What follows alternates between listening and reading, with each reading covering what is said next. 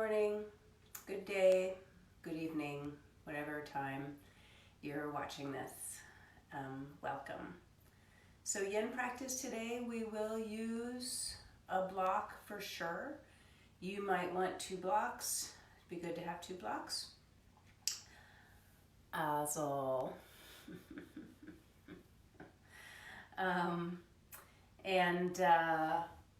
yeah, 2 blocks. Oh, and you might want a blanket for some knee padding. I'm gonna grab mine. I forgot to get it.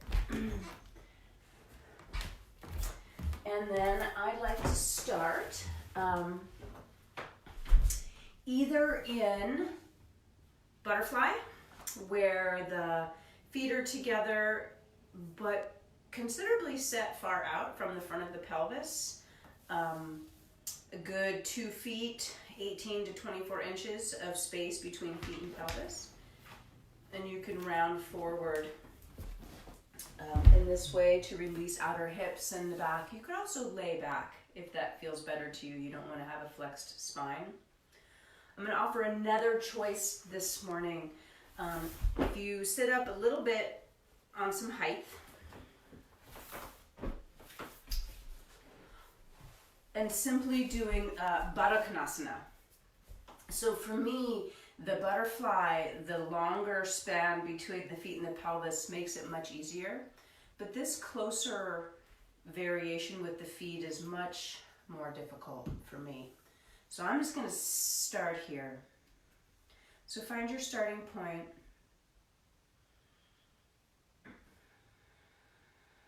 And first step, I'm going to say, is pretty much always arriving. Allowing yourself to be here. Whatever here feels like, looks like, smells like, tastes like, whatever. Whatever is happening in your outer and inner realms. Can there be a yielding of your energies to resist, a yielding of the mind into quietude, and a yielding of the body into relaxation.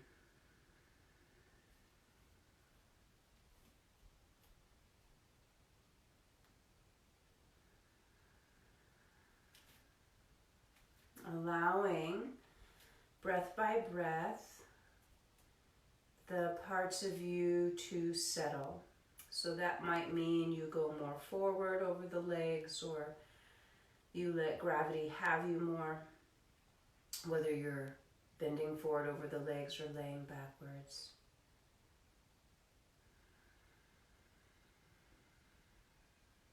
And so what is the mind of allowing? The mind of allowing.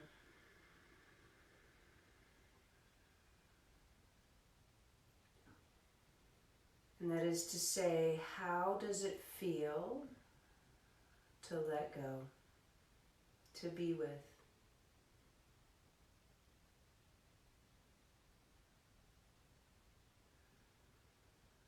And perhaps before that question,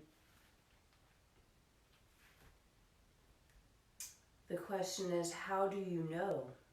How do you know if you're letting go? How do you know if you're truly being with? Do you have physiological indicators? Do you have psychological indicators? And does your breath change?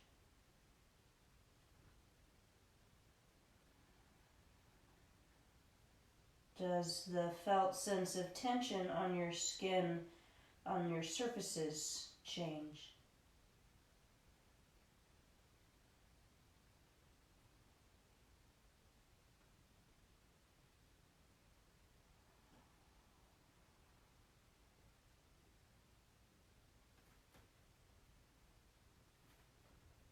Do your emotions change?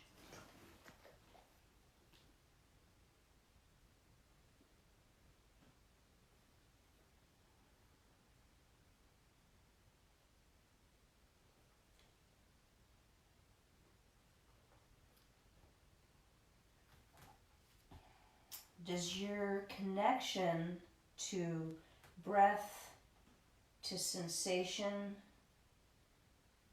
to thoughts, does it change? All in the interest of knowing,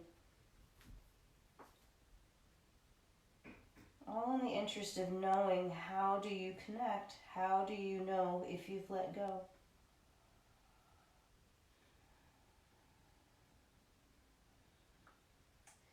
And that's a bit of a paradox, connecting and letting go. What is it do you need to let go of to find a pure, naked, untranslated connection to who or what you really are?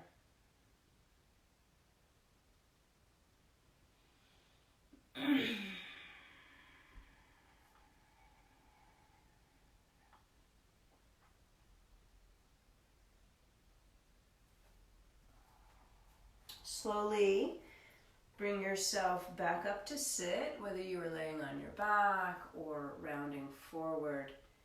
And manually gather your legs together so you can use your hands to bring the knees back in.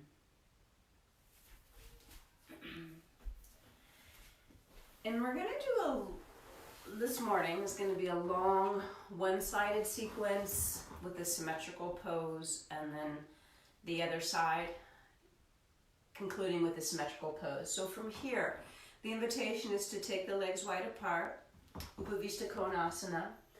And to start, if you want, going right down the middle, we're on the clock, and then to slowly tick your way towards your right leg. So I'm starting somewhere in between middle and right leg. And over 5 minutes, before the 5 minutes is over, in theory, you end up over your right leg. But there's all these little micro places in between. And so as you make your way towards the right leg, it changes the way the two pelvic halves rotate. It changes which direction your tail points in relationship to your sit bones. It changes how your sit bones meet the floor. So there might be a great buried treasure somewhere along the way to what the perceived destination is. Don't be fooled by the perceived destination as if it were some magical or important place to get to. That wouldn't be in alignment with letting go.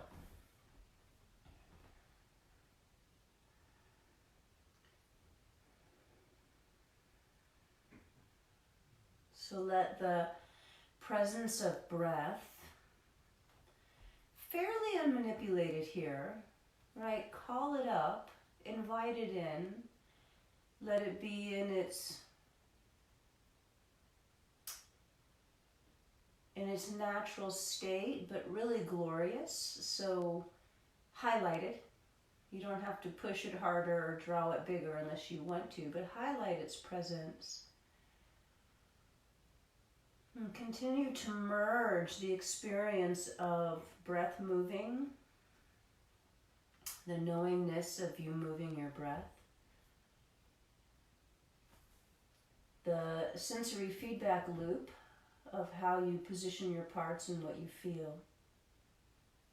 So that's sort of two big dynamics: breath, moving, knowingness of breath, placing parts, feeling the results of that, the knowingness of those feelings. And then this third dynamic of like energizing it. You know, energy contains mind and body. Mind contains energy and the body.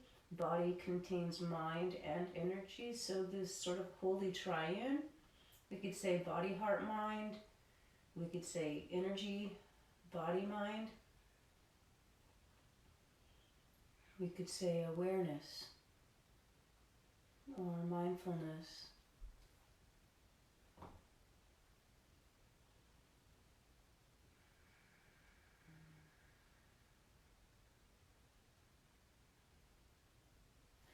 The more you go to the right leg, the more the left leg might want to roll with you. So if your left leg starts to go towards internal rotation, that might be exactly what you want. So do nothing other than include. It might not be quite what you want. You might want a little bit more length in the inner leg, and so you could add with the left leg some turning out, some rolling out.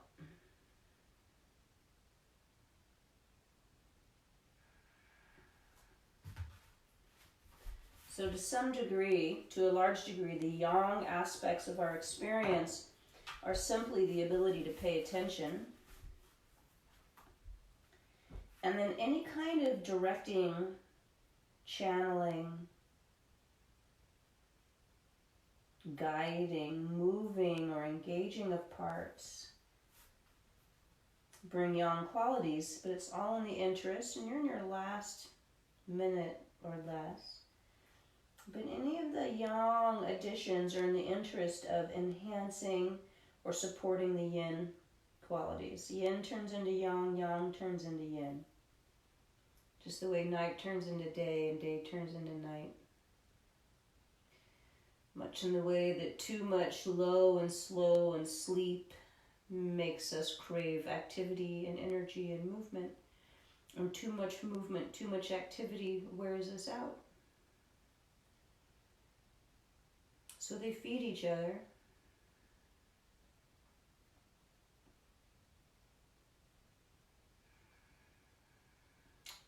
Now, making the right leg the front leg, going towards a pigeon. So as you sit up, keep facing the right leg, and then externally rotate the right leg. So coming onto the outer right hip, and simply let the left knee bend.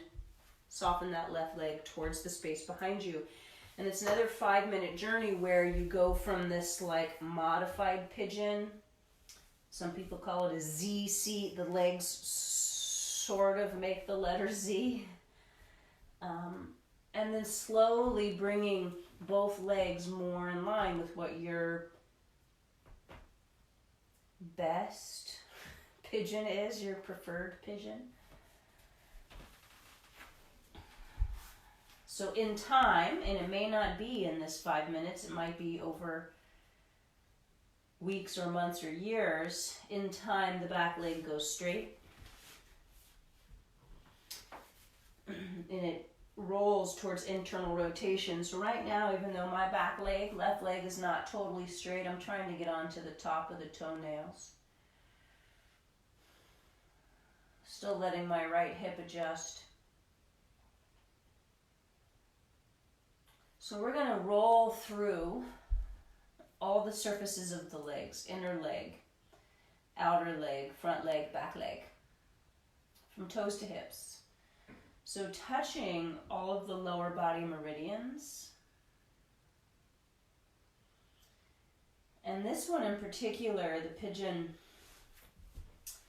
gets dramatically into the outer hip and to some degree pretty dramatically in the front thigh. So it's like a earth-wood combo, if we're to use the lens of Oriental medicine.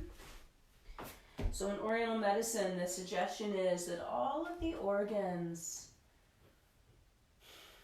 and they've got a particular definition of how they see the organs, like the brain in the Oriental medicine lens is not a important organ.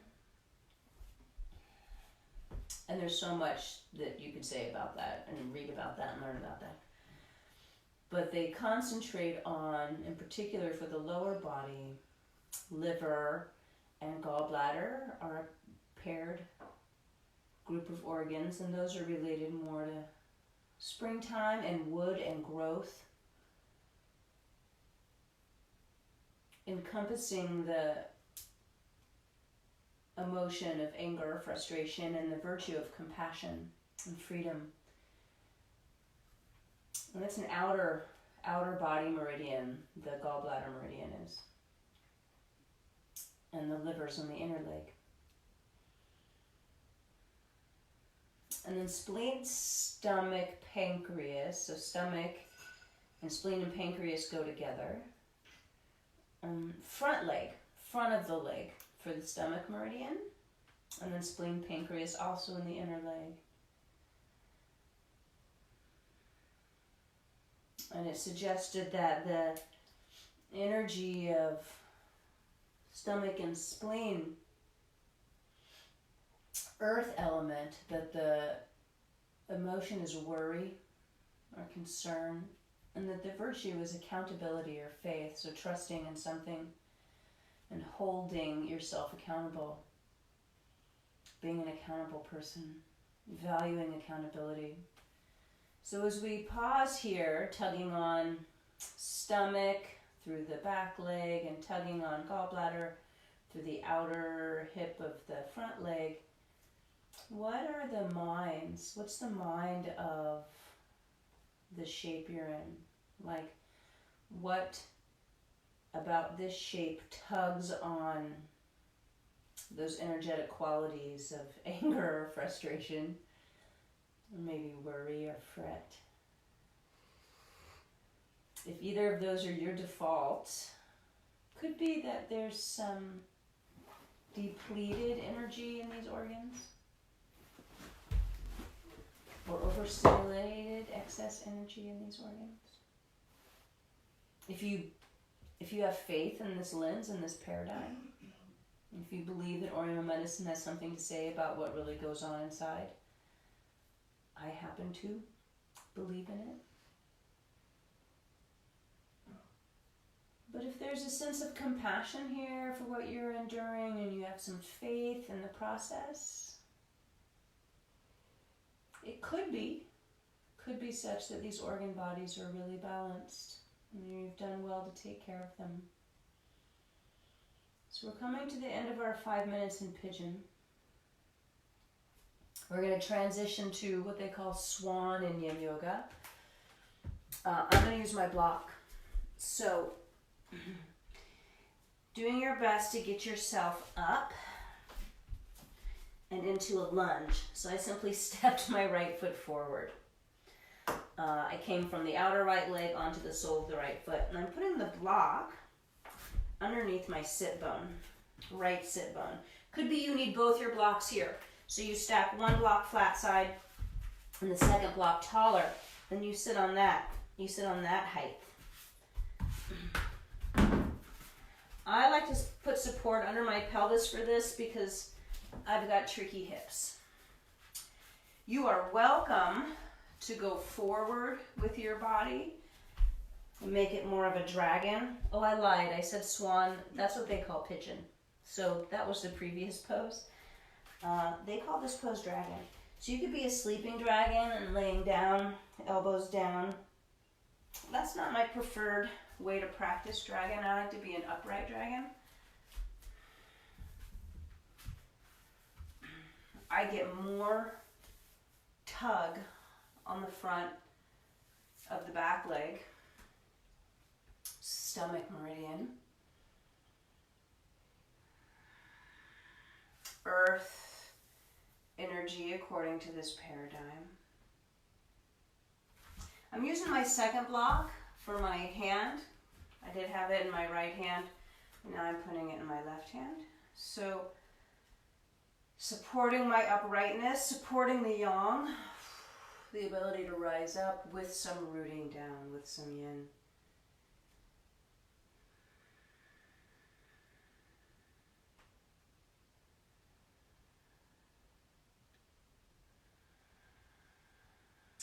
I find in these strong asymmetrical positions,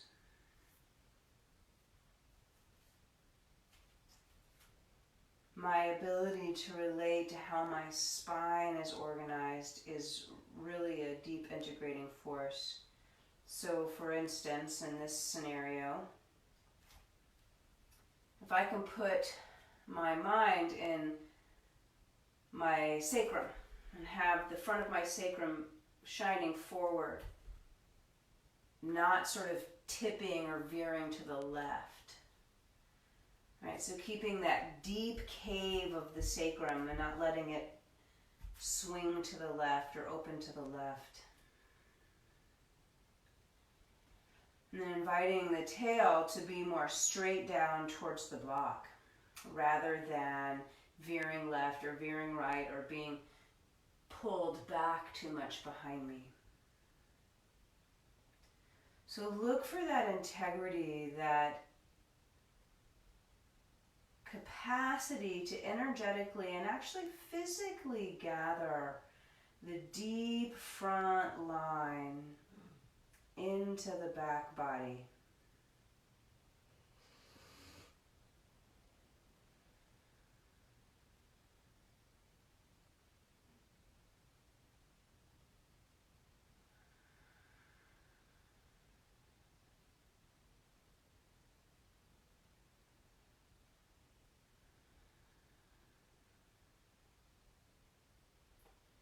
As if behind you, you had a sheet or a pillow or something you could nestle back into, and the edges of it wrap around you. Like that's the quality of back body.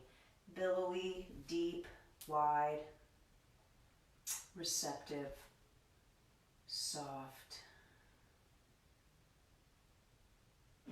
But a clear presence of strength and integrity right in the middle.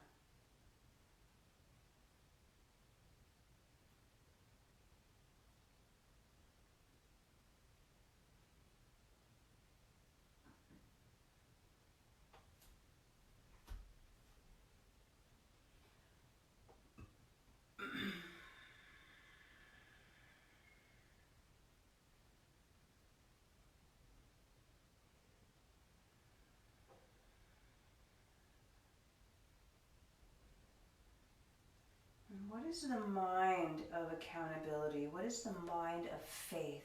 So back in the suggested virtue of stomach energy, faith. The opposite of faith is doubt. And if you doubt this whole process, then good. I think that a fair amount of doubt is entirely healthy and wise. But if we let doubt completely color our entire lens, then we can't trust anything.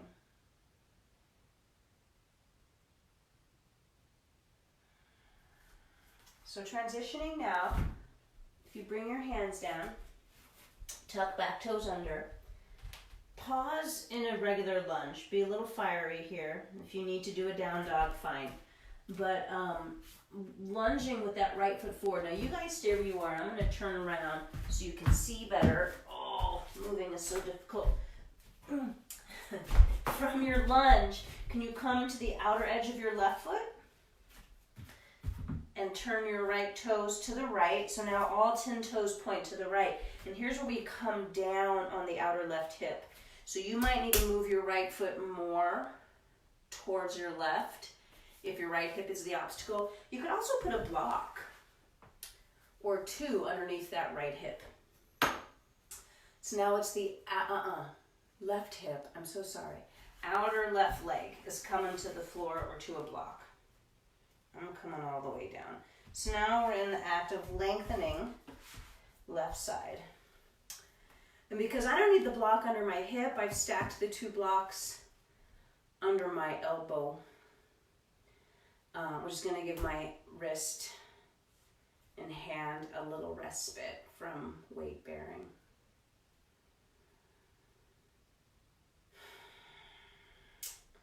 How high you have your torso up will directly affect what you feel, not only in the outer hip, but maybe all the way through the IT band, outer leg, but up through the side waist, side ribs, side neck, shoulder.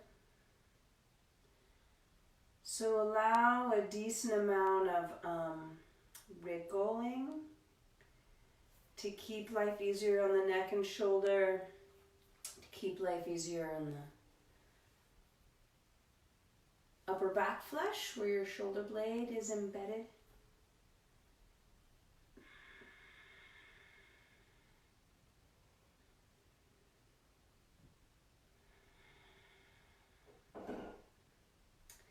This idea of trust versus doubt, or faith versus doubt.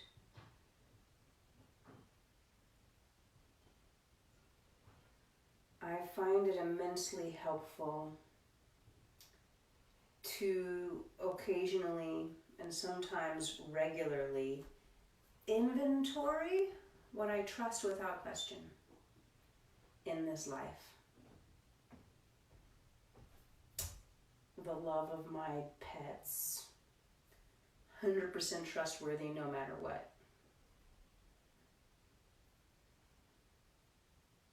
The love of my husband, although he'll show moments of frustration and fatigue with me, I don't doubt that the love is there. I trust the floor I'm on. I trust the ceiling and the walls and the floor of the house I live in. Of every building I walk into, I trust the other drivers on the road almost all the time. And this was an exercise that I actually took on with a teacher, per a teacher's suggestion, to look at how I trust and what I trust, and to use that recognition of trusting to support extending that trust into other realms, like trusting my judgment, trusting reality as it is being the course that we're supposed to be on. Now, this doesn't mean that we don't work for change if we desire it. And we can still do that and trust that what's happening is happening because it's supposed to happen. And then whatever quality of support or transformation I bring to that is also trustworthy, because it's also what's happening.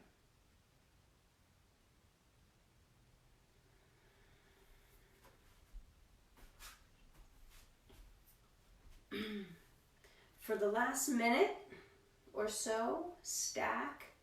Oh no, wait, don't do that. Sorry, don't do that. Never mind. I'm going to lose the blocks, get up on my hand again, because I'm going to get a little bit taller through my torso, get a little bit more access to the space between top of pelvic rim on my left side and the place where the left thigh bone goes into the socket. So the muscles, TFL muscle and some other deep pelvis muscles. And then this is the last one in our sequence here, this right-sided sequence. If you start to turn towards your legs and let that bent right leg that's on top land on your left leg. So the two knees are stacked.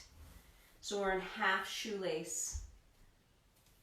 And simply come forward over those legs. And it might be that you're sort of stuck, you can't get anywhere. Understandable. You could put the blanket under your bum. That'll cantilever more of your torso forward. Or you could put a block on that bottom leg and let your head rest on your hands or your arms.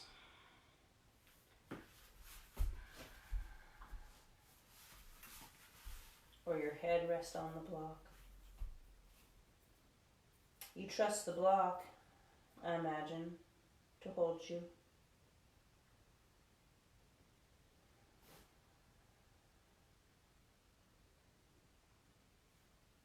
You trust your breath.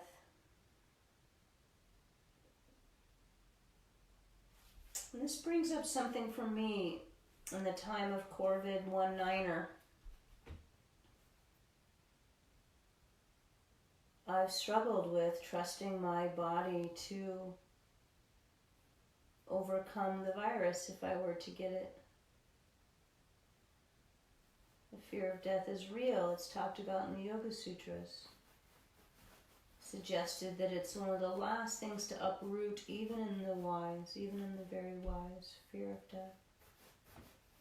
And so that brings up another challenge. One of my teachers said, "Do not fear death. but be confident in it. So that's a quality of trust. So even if it is such that I were to fall ill and die this month, next month, this year, could I also trust that that would be the natural course of things? And on one level, yeah. Yep, makes total sense. But on another level, oh my God, so scary. And the same teacher who told me to be confident in death also said that courage does not exclude fear. Courage doesn't mean you're not scared. Courage means you include the fear and you go forth anyways.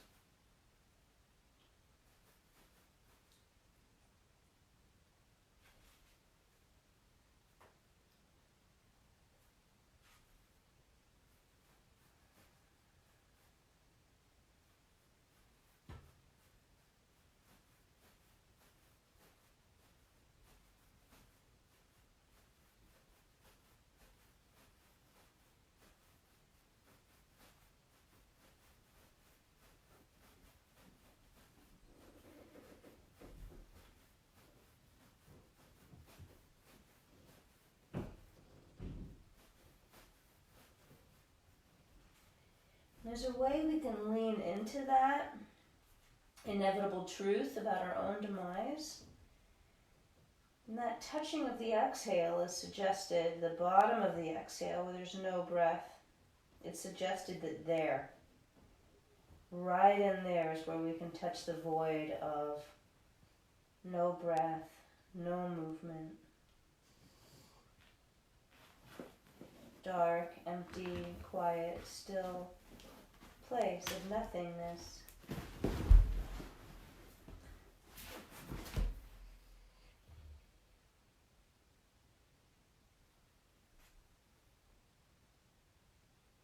What's it like there? And touch it over and over again. Each exhale, empty, pause, rest, trust. Fill to full. Expand and hold and pause and trust. And repeating to empty, avoiding the lungs. Hold, pause, trust.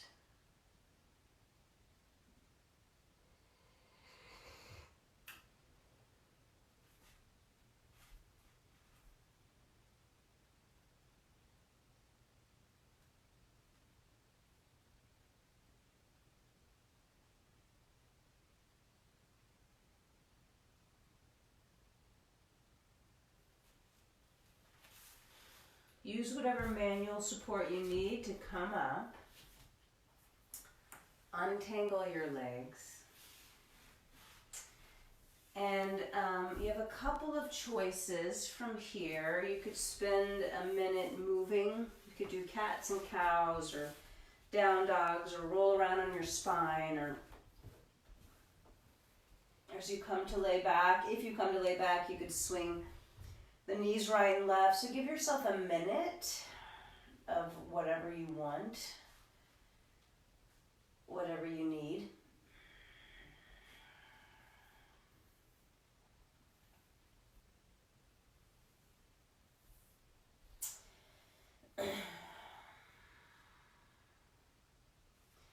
And then landing in a symmetrical shape. It could be a back bend or a forward bend, something symmetrical. The right side and the left side are doing the same thing.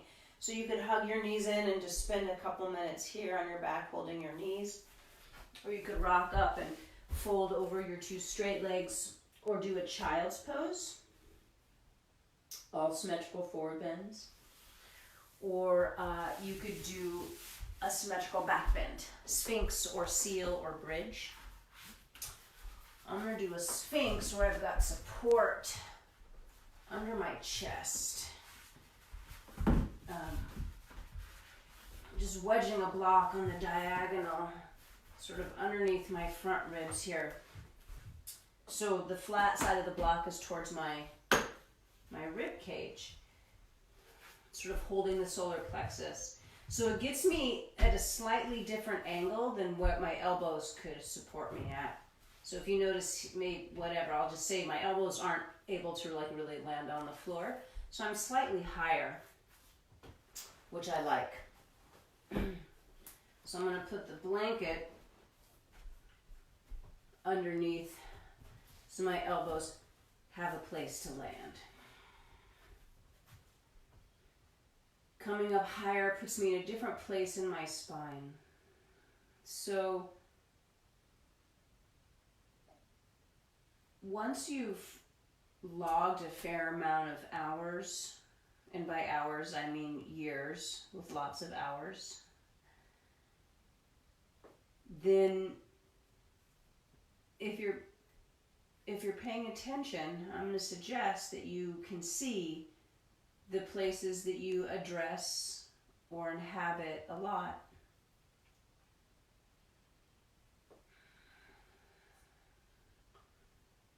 So having done years and years and years and years and years and years and years of Sphinx pose, especially the Yen style Sphinx pose, it's clear to me that I've got good access to one area or a couple areas of my spine, but not everywhere.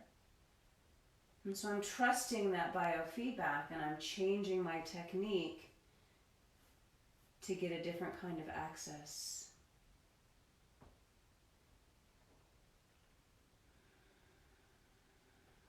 When we can quiet the noise in the mind, the noise of want, don't want, the noise of like, don't like, the noise of give me, bring me, take me, buy me, when we can quiet all that noise, the information that the body presents is no bullshit. It's highly accurate information around what's here, what's happening. So ignoring pain, ignoring discomfort, I think is a bad idea. I think we should like to avoid pain in our tissues. Enduring discomfort in an open, trusting, curious way can be fruitful and bring further insight for change. It's actually one of the boons of Yin Yoga.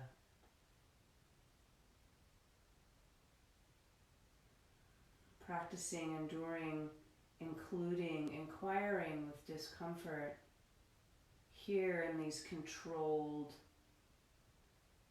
voluntary, relatively simple, and safe scenarios that we can practice our capacity for that in bigger life situations. So we can feel when we're sad or mad or frustrated or impatient or whatever negative emotion is with us, and then we don't unconsciously discharge it at another person.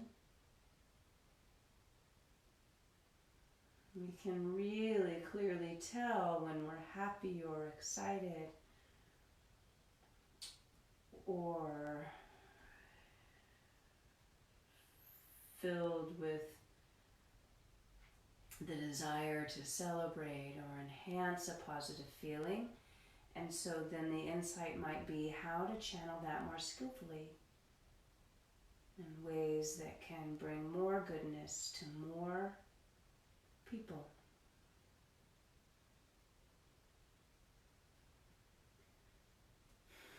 Start to transition yourself from your symmetrical shape, whether it's a back bend or a forward bend. And we're going to meet once again sitting on our bum with wide legs.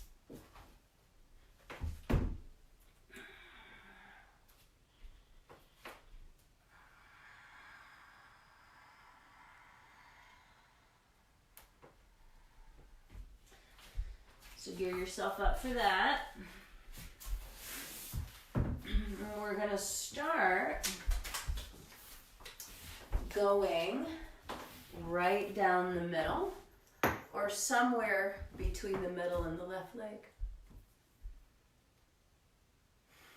Back of the leg, back body, bladder meridian, and its partner is the kidneys. Kidneys are in the inner leg. And you might be going, wait, I thought that liver was in the inner leg and spleen and pancreas. They all are. The inner legs house the meridians for the yin organs of the lower body. Liver, spleen, pancreas, and kidneys. The outer leg, front leg, and back leg host the yang, or the meridians for the yang organs. So gallbladder's outer leg, stomach is front leg, bladder is back of the leg. And you have a similar scenario for the 6 major upper body meridians, where the yin ones are on the inner arms and the yang ones are on the outer arms. Yang is more surface, yin is more deep.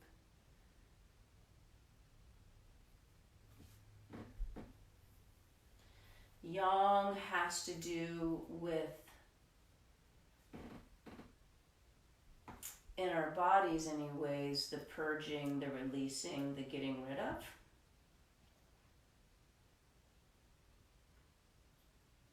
Think bladder, think gallbladder, stomach, large intestine,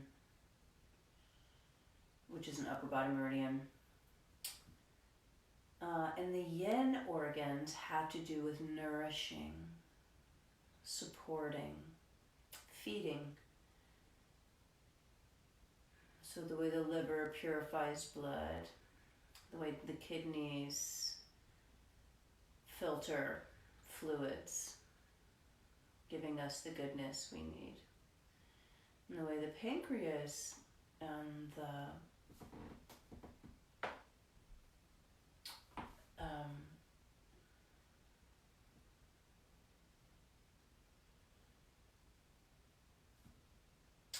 pancreas and its partner, the way they do hormone release and support our immune system. Spleen and pancreas, hormones and white blood cells, nourishing our blood, nourishing our immune system. And you trust in that? You trust in the body's ability to heal itself?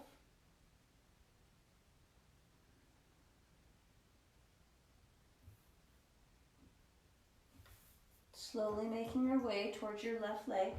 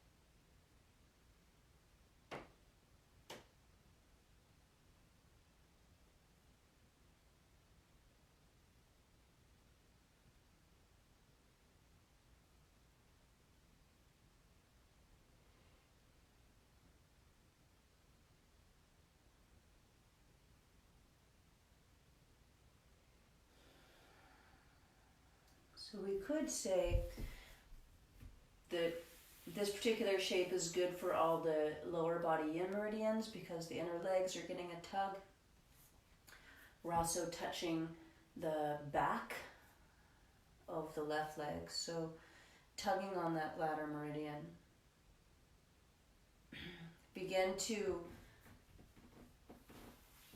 bring the torso up, transitioning to pigeon, aka swan, on this left side. So roll to the outer left hip, turn the left leg out and turn the right leg in. Find the beginning of your Z seat as we morph towards swan, which I mistakenly said was another pose on the first side. And yin, they call the poses different names on purpose to neuter that mind stream of, oh, I know pigeon, and then going into your regular old pigeon pose.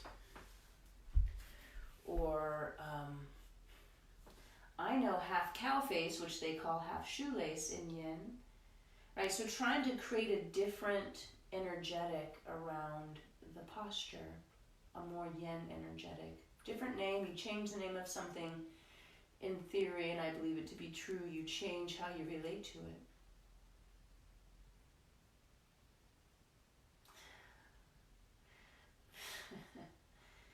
Which is, not to politicize things, but that's what President Trump does when he calls other people's names. Sleepy Joe Biden and crazy Bernie Sanders. Like, he's trying to change people's perception of those other people. So it's a powerful practice, and it can be used for good or it can be used for harm.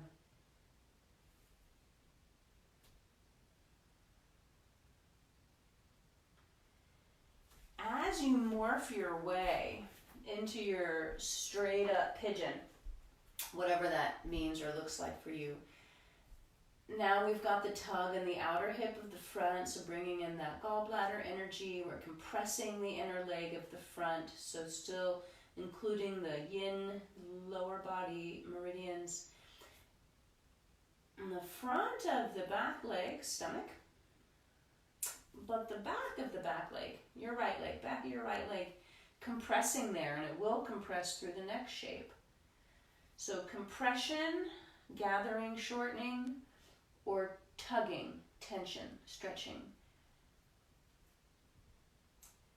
It is said, and I experientially for myself, I'm trying to decide, feels true, but I'm still not 100% settled in a theory yet, but it is said that when we tug on these meridians, stretch, lengthen, that it's increasing their energy. So it's like provoking, it's calling up, raising the energy of those organs.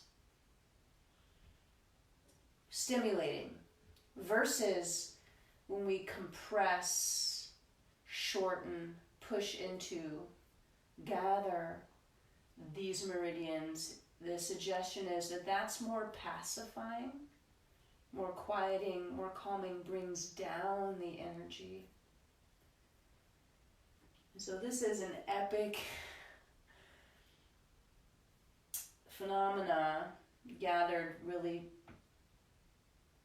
compactly in this concept. So the concept of stretching stimulates, shortening pacifies. 4 words to illustrate a much bigger experiential field for you to trust in your own ability to discern.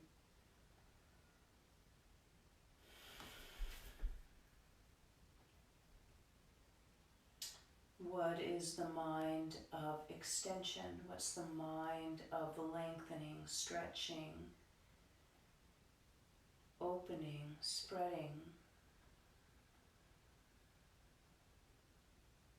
What's the body-mind quality of that?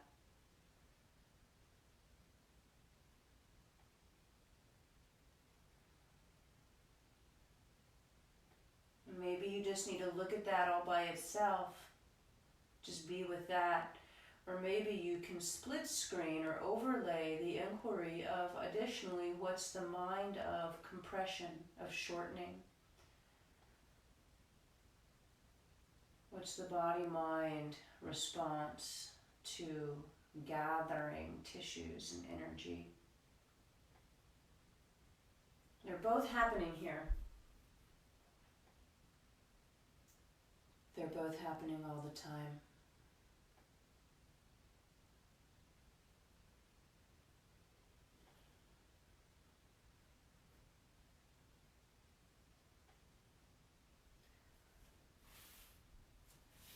Beginning your journey to dragon. So torso up, tuck back, toes under. And can you get onto the sole of that left foot and insert block or blocks.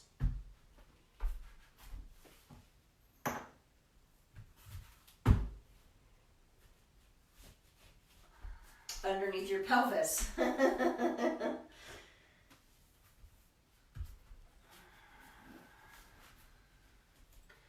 If you want to stay in sleeping dragon, lay the torso down inside that left leg, and you could put elbows to floor, elbows on a block.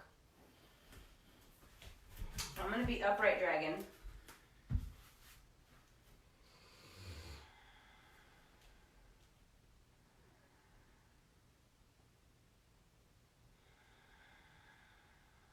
And dragon is like my least favorite of all the poses, so I'm going to take this 5 minutes to simply allow. That's all I got.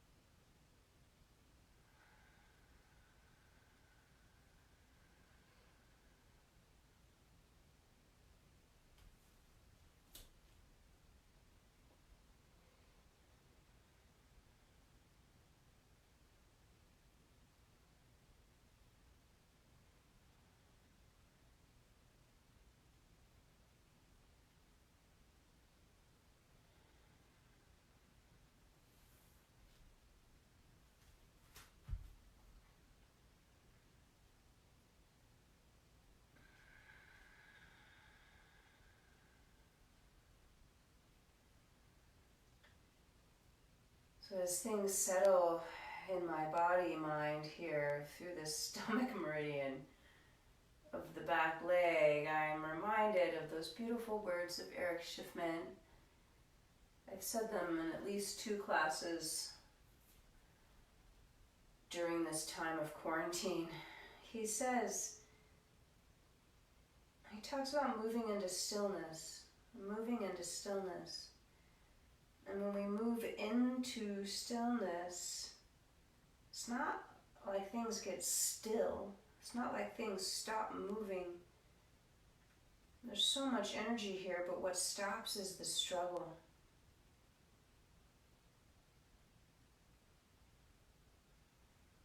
What stops is the doubt. What stops is the resistance. And what remains is energy, connection, compassion,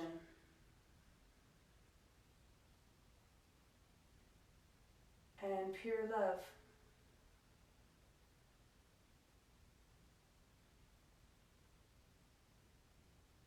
Pure love for the challenge, for the difficult, pure love for what is, as it is.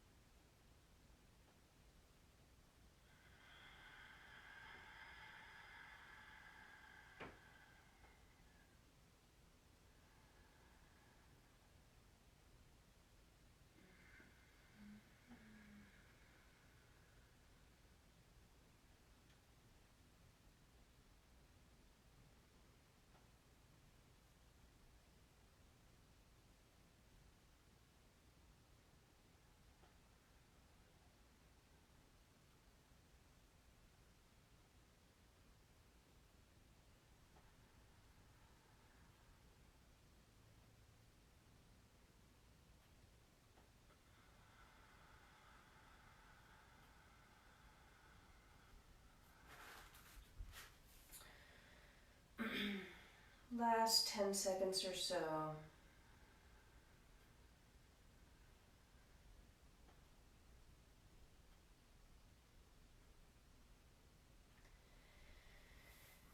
And from here, you got to get yourself up into like a real straight-legged lunge. So I'm going to use my blocks.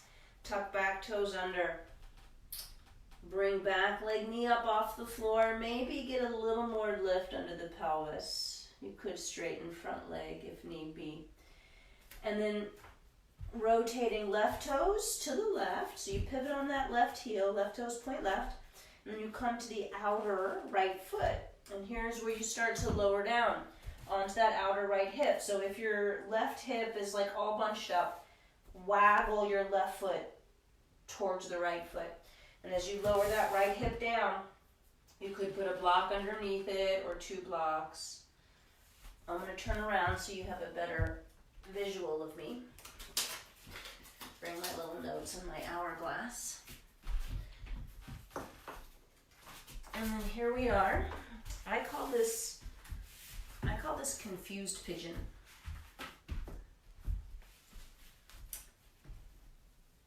So maybe since it's yin style, I call it confused swan.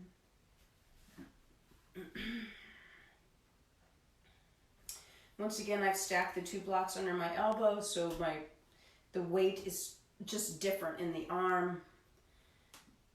No impact on the wrist. It's all being channeled up into the shoulder, and there's a lot more movement capacity choices in the shoulder. So you could shove that elbow forearm down, launching the spine up, or sink into that shoulder, which is an elevating of the shoulder blade, not by muscles but by gravity, and that provides a whole different deal.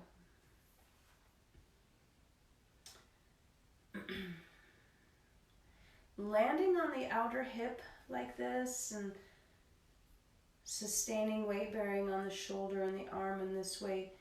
Weight bearing or pressure on the bones affects the structure of the bones. So pounding and yang kind of activities do something to the bones. There's a couple different kinds of supporting structure in the bones. More surface and more deep. The fibers of the bones organize differently, and they do the 2 different qualities of supporting structure in the bones, like compact bone versus spongy bone, right? The quality of the bone cells are different. So the results of more yang kinds of activity, pounding, big movement, muscles working quickly, does something to one of the kinds of structures in the bones. More yang activities does something to a particular structure in the bone, and then the yin activity of sustained weight bearing and sustained pressure, that's the compression, the tug, and sustained tension, tugging, that affects the other kind of tissue in the bone. So short story is bones respond differently to yin style applications, practices, and differently to yang style practices or yang style methods. And the bones need both kinds of stimulus. The pounding, the high impact, that's needed. And if you only do that, then it creates a significant imbalance in your bones as well as other systems. And the bones also need this kind of sustained, slow, steady pressurizing, both to compress and to tug. Bones need both. Bones are made out of connective tissue. Bones are connective tissue. So is blood, and so is your fascia. Connective tissue is one of only 4 kinds of tissue in your body, and it is unique in how it forms itself. It generates its own environment. Cells of connective tissue make their own habitat, and they're responding to pressure, movement, temperature, attitude all the time. Connective tissue is affected by our mind. It's deeply involved in our immune system, connective tissue.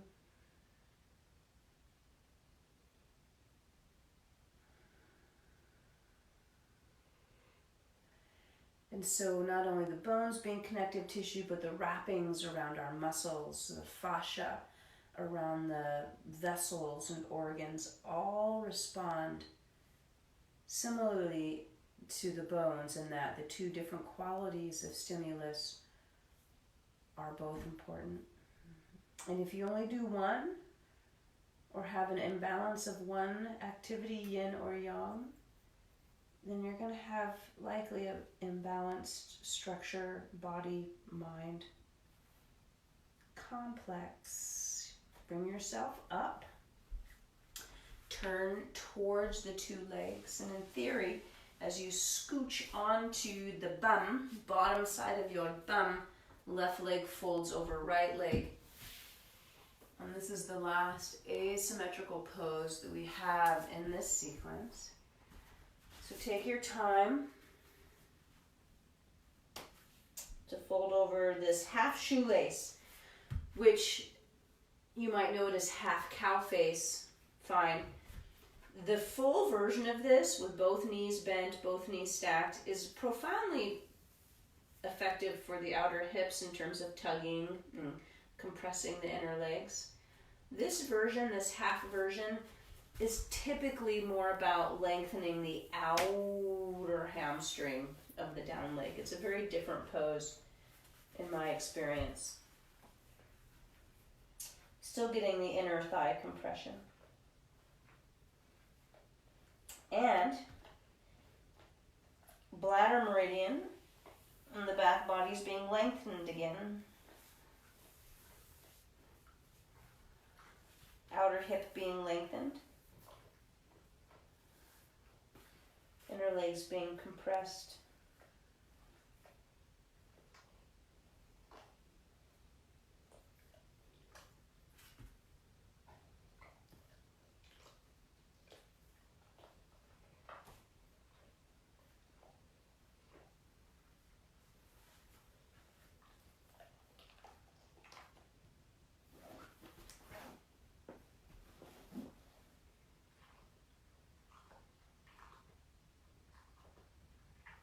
How do you know what to trust?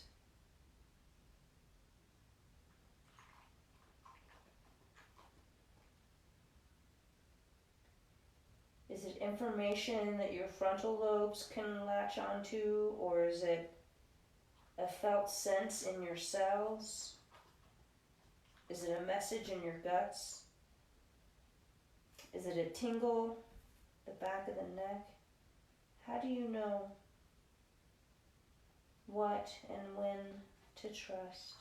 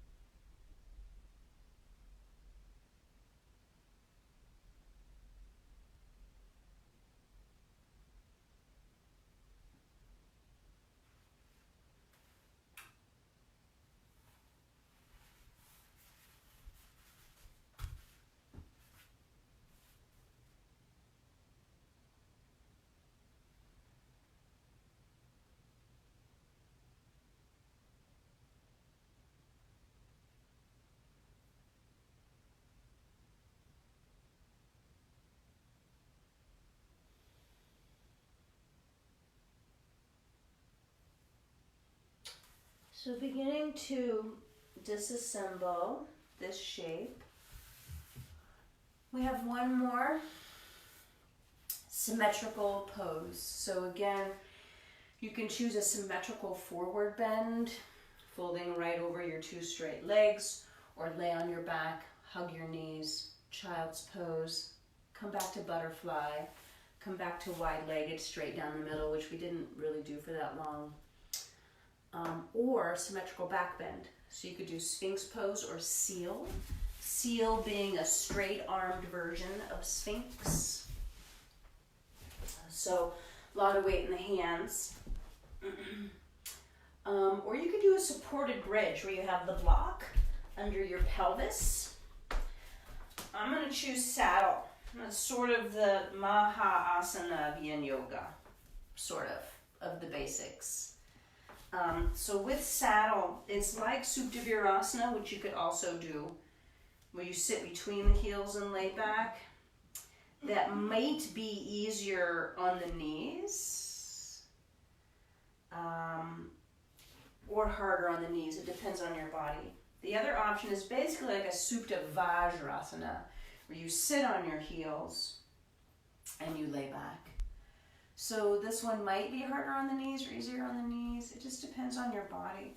If your knees don't fold up all the way, it's not an option for you, right? And the buttock flesh, whether you are on the floor or on your heels, that buttock flesh should go in the direction of the knees. So I take the time to both manually tuck my booty flesh towards my knees, and I also try to do it with my hips on my way down. You could put some support under your shoulders, your upper back if you wish it. Block under head and shoulders or a blanket just to give you a couple inches of lift. Any of the other back bends, Sphinx, seal, supported bridge, are all allowed. This one puts compression through the whole back body and lengthen through the whole front body, but also compressing the fronts of the ankles and shins. So stomach meridians getting sort of like a double dose, lengthening with compression.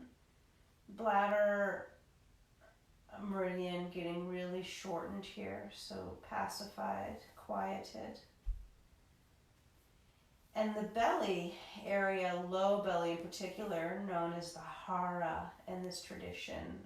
That's translated as like sea of chi or golden elixir or golden stovepipe, this highly potentized area of the low belly where all the meridians pass through, all of them. Even ones that don't get talked about in Yin Yoga, which there's a couple.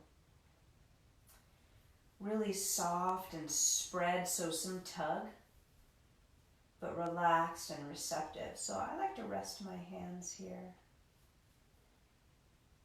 and let the cells of my hands lay next to and connect with the cells of my belly. First the skin, surface.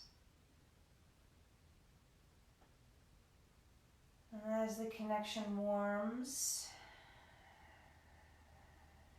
and widens and deepens, I bring the knowing, loving intelligence of the cells of my hands that connect to my heart. Hands and heart have a connection. And so heart to belly, heart to hands to belly. And let the loving intelligence of the cells communicate from heart to hands to belly, to heart to belly, to hands to heart, to hands to belly. And it's like, if you believe in Reiki,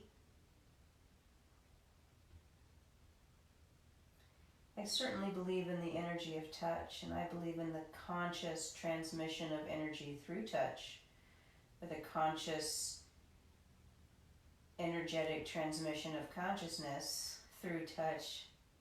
I absolutely believe that.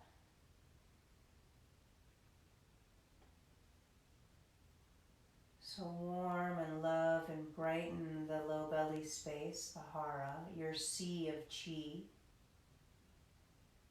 with this heart-infused hand connection.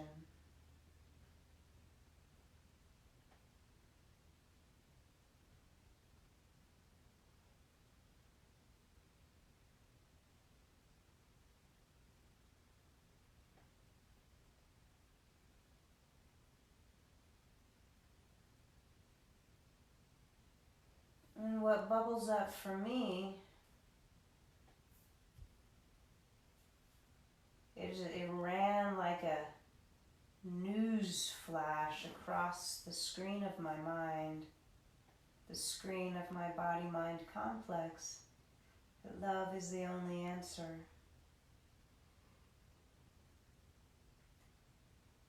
Anything but kindness is a mistake.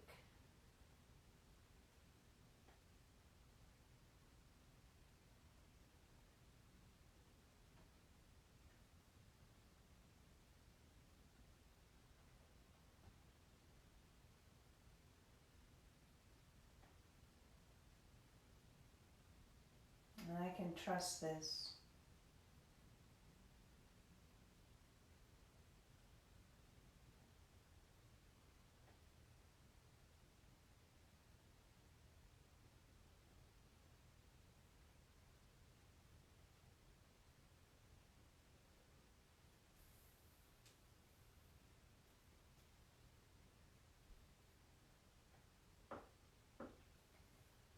Now those of you who are in belly down shapes, like Sphinx or Seal, you could simply lower your torso down and stack your hands under your forehead. Mission accomplished. Those of you who are in a forward bend, you could simply sit up and lay back. Everyone could certainly stay in the shape they're in if it's comfortable. Like I could do Shavasana here, me personally. So slide your way or sustain yourself in a resting, restful pose. And it might look like Shavasana. Belly up, belly down.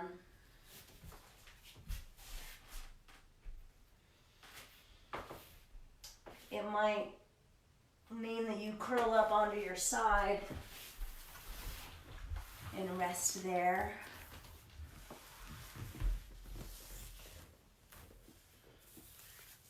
Trusting your choice making. Listening in on the endless melody of the song of your cells.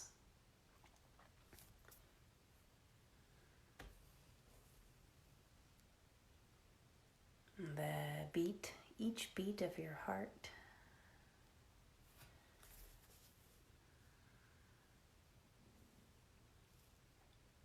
And whatever goodness, integration, soothing vibes you get from this practice, may you share them freely with every being you meet at a safe distance. Thank you. I love you.